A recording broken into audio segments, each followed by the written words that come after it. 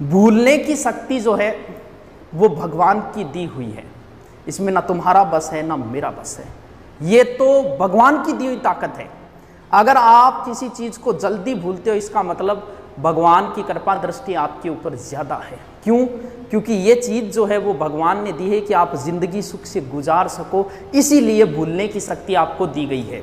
जो जितनी जल्दी किसी बात को भूलता है वो उतनी ही अच्छी लाइफ जीता है ज़िंदगी में। भगवान को थोड़ी पता था कि थोड़े दिनों बाद ये रीट की तैयारी करेंगे। उन्हें तो ज़िंदगी सुख से गुजारने के लिए देखा होगा कई बार, जैसे किसी माँ के जवान बेटा मारा जाए, 10-12 दिन हालत रहती है, वो रोती रहती है, लेकिन 1 साल 2 साल 5 साल बाद वो सामान्य ज़िंदगी जीना शुरू कर देती। क्यों? क्योंकि वो उस चीज़ को धीरे धीरे भूल चुकी है। वो भगवान की दी हुई ताकत है, वो भूलेगी उसे एक दिन। क्यों? क्योंकि भूलने की ताकत भगवान, अगर वो उसी माहौल में रहेगी तो उस चीज़ को नहीं भूल पाएगी। अब जो कहते हैं ना, सोना बाबू ने खाना खाया क्या, या फिर पूछते हैं ना माँ मर जाऊंगी तेरे बिना, तो थोड़े दिनों बाद न्यूज़ आएगी 1 साल 2 साल 3 साल बाद कि दूसरा टाबर है ऑपरेशन। हर कोई भूलता है। ये भूलने की ताकत हमें भगवान की दी हुई है, तो भूलता हर कोई है। तो फिर कैसे याद करें? ऐसा कोई नहीं है कि एक बार पढ़ ले और उसे याद हो जाए। दुनिया में ऐसा कोई आदमी नहीं है। अगर आप ऐसा सोच रहे हो तो गलत सोच रहे हो, कोई नहीं है ऐसा।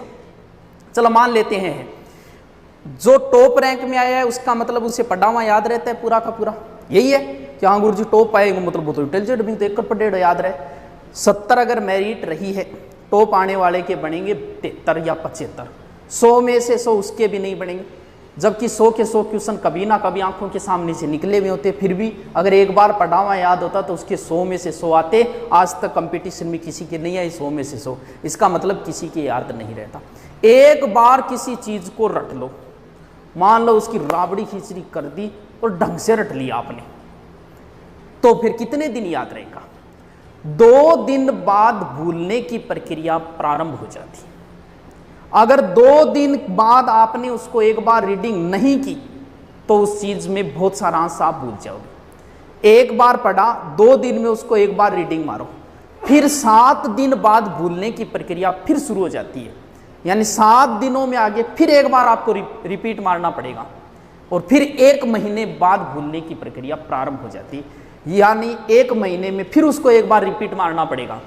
यानी 1 महीने में आपको 4 बार किसी चीज को पढ़नी पड़ेगी तो ही स्थायी है, वरना फिर भूलोगे। कन्फर्म है, भले जितना जचे उतना याद करके छोड़ देना। दुनिया में ऐसा कोई नहीं है जो एक बार पढ़ा और उसे एक साइड में रख दिया और उसे उम्र भर याद रहेगा, नहीं रहेगा। महीने में 4 बार किसी चीज को रिपीट मारना ही पड़ेगा, वरना फिर स्थायी ज्ञान नहीं हो सकता। ये जो समय है अब मिला हुआ है, बड़ा ही अहम समय है। टाइम मैनेजमेंट तुम नहीं कर पा रहे हो। मान लो अधिकतम तुम्हारे पास 6 महीने हैं, इसका मतलब 24 घंटे एक दिन में, 6 महीने मतलब दिन हो गए 4320 घंटे, लगभग 4000 घंटे आपके पास है। 4000 में से सीधे सीधे मान के चलो कि 24 घंटे में 10 घंटे आप नहीं पढ़ सकते, भले आपको 8 घंटे सोना पड़े 10 घंटे, तो फिर निकालें तो बचते हैं मात्र 2500 घंटे। यानी 6 महीने में आपके पास मात्र 2500 घंटे हैं। मैं आपसे ये कहूं कि ये ले 2500 रुपये बैंक में तो डालने नहीं है, तेरे को खर्च करने हैं, अभी करने हैं आज ही। तो 2500 का प्लान बनाओगे कि 400 रुपये का बैलेंस खुद का हो गया, 400 रुपये जानोड़ी वाले में करवा दिया और 800 वहाँ कर दिए, एक किताब ले आऊँगा, हो गया 2500 का एडजस्ट। जब आप 2500 रुपये बैठे बैठे एडजस्ट कर सकते हो तो क्या 2500 घंटों को एडजस्ट नहीं कर सकते? अपनी लाइफ बनाने के लिए क्या 2500 घंटे एडजस्ट नहीं कर सकते?